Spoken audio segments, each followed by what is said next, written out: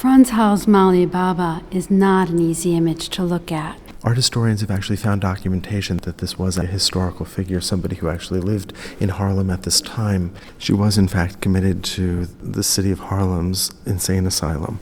The owl comes from a Dutch expression, to be as drunk as an owl, but also a reference to the idea of night, and perhaps also a reference to Malle Babbe's nickname, which referred to her as a witch, and of course the owl a signifier of witchcraft.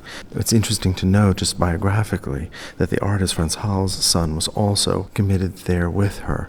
So it seems that the artist was perhaps inspired to explore madness in this very direct way. This is a very complicated picture in terms of the response that it evokes in us. It's that feeling of seeing someone who isn't connected to reality anymore and wondering what their interaction is going to be with us. Is she going to ask something of me? Is she going to speak to me? I want to back away. So it's the unpredictability, it's the risk that she'll too easily step outside of the conventions of interaction. And that I won't know how to respond to her, and that's very uncomfortable. So here we have an artist who is painting this image of her. Maybe she sat for him, maybe she didn't.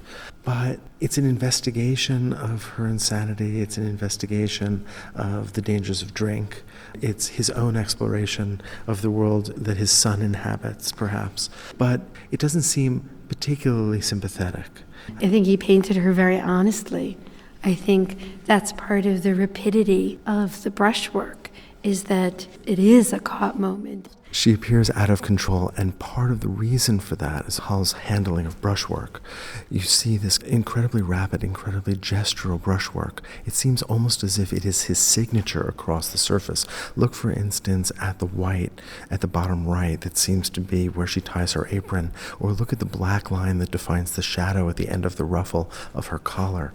It is just electric. We see his hand moving with lightning speed across that surface, and it seems to mimic the unease of this woman herself. I think the brushwork is a perfect metaphor for her state of mind in a way that is really tragic. And we have this moment of laughter, yet what we're looking at is the tragedy of mental illness.